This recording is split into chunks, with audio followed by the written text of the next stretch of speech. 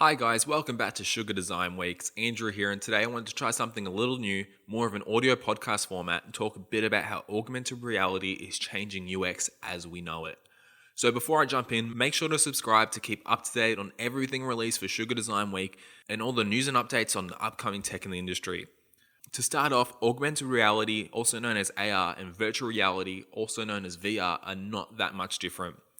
Virtual reality is visiting and experiencing other worlds. You put on these goggles and you experience a whole other reality where anything can be possible. You could be floating through space, repairing a satellite, all within the comfort of your own home. So while VR systems are quite costly, many manufacturers have released accessories which convert your smartphones into VR goggles. Augmented reality, on the other hand, is like wearing glasses that adds a virtual layer onto the world we live in. Microsoft have additionally referred to this as mixed reality. This is somewhat more complex as it involves environmental scanning and rendering.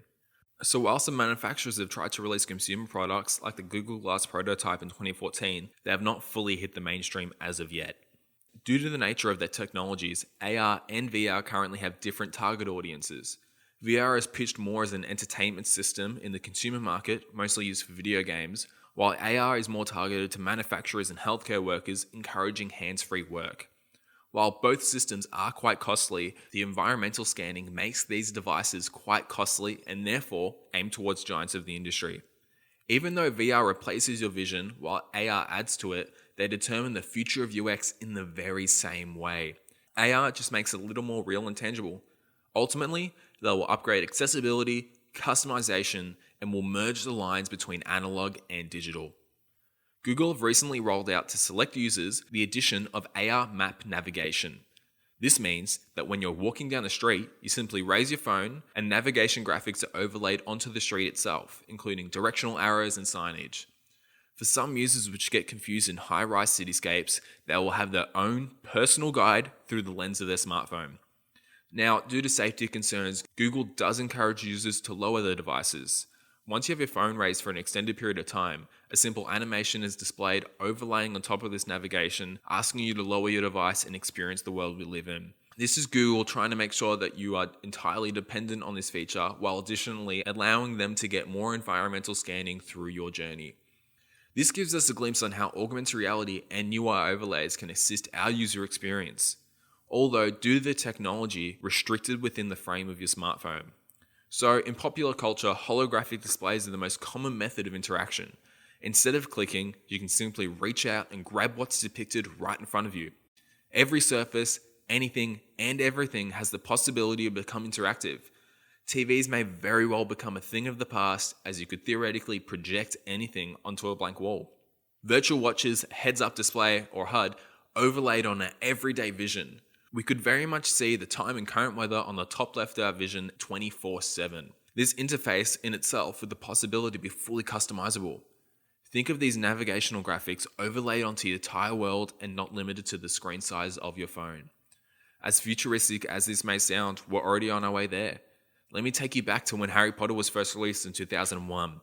They had these magical moving and animating newspapers, or what's commonly referred to these days as an iPad. We can read and even watch the news, something which was unimaginable nearly 20 years ago. Even with iPads alone, think about how much that piece of technology has evolved. Let's go back even more with the Jetsons and their robotic maid, something which was merely a fantasy in the 80s. And now we can ask Siri through our smartwatch to get the Roomba to clean our living room on the other side of the city while we're busy at work, which in itself can be all automated on a daily schedule. We have quickly developed a dependency on digital reality, and with the development of AR, a full dependency may come sooner than we expect, where UX is evolving as a place where this line between analog and digital is practically non-existent. We've already begun to see it with the development of smartwatches, and it's coming faster than ever with AR. Microsoft announced a few years back HoloLens, their AR headset, as a consumer product. They depicted walking into your living area, seeing a to-do list on the fridge, recipes waiting for you on your pantry doors, and a 3D animation displaying the weather, all digitally projected through the lens of their headset.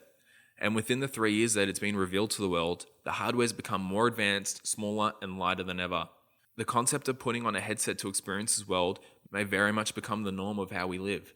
I mean, look how dependent we'll become on our smartphones, and technology may evolve to the point that all you have to do is wear a digital contact lens 24 hours a day, 7 days a week. This could be quite dangerous. Let's quickly cover Netflix's series Black Mirror, which explores this concept to a T. They create fictional situations in a modern world with technology that has evolved to these levels. An anthology series exploring techno paranoia. There's one episode where a social media platform rating determines your actual social status. If you're 5 out of 5, you're a celebrity. If you're 3 or less, people start avoiding you. If we become so immersed into this technology and therefore culture, technology may very well begin to control the user. Once this physical barrier is so blurred and has practically disappeared, it will indicate that UX design has fully evolved and is more important than ever. As a designer, we will have the responsibility to design the world as we know it, without the restrictions of screen sizes and, most importantly, depth with the Z-axis. We've already begun to see this with Apple's latest iPhones, including 3D Touch, but what I find so intriguing about Google's design guidelines, called material design, is their use of depth in a visual aesthetic. This system was developed by experimenting with paper prototypes and light, evolving into a full design system focusing on elevation. They logically place specific menu items all within a Z-axis, featuring a complex and detailed shadow system. Whatever your level of UX design may be, use your skills and design your life. Refine your everyday tasks, shuffle your desk around, make sure that you can find your most used apps on your phone as fast as possible. Make sure you're being the most efficient you can possibly be to effectively achieve your daily tasks. This is where the development of AR is taking us, an entire new level of accessibility and customization. The more that designers learn about the user, the more that we can know how to effectively customize the user experience and therefore create the ultimate design system, which one day may very much be life as we know it. Thank you so much for tuning in, guys. Make sure to subscribe to keep updated on everything design, and leave a comment below on your thoughts about AR and the technological advancements to come. Thanks for listening. I'll see you in the next video.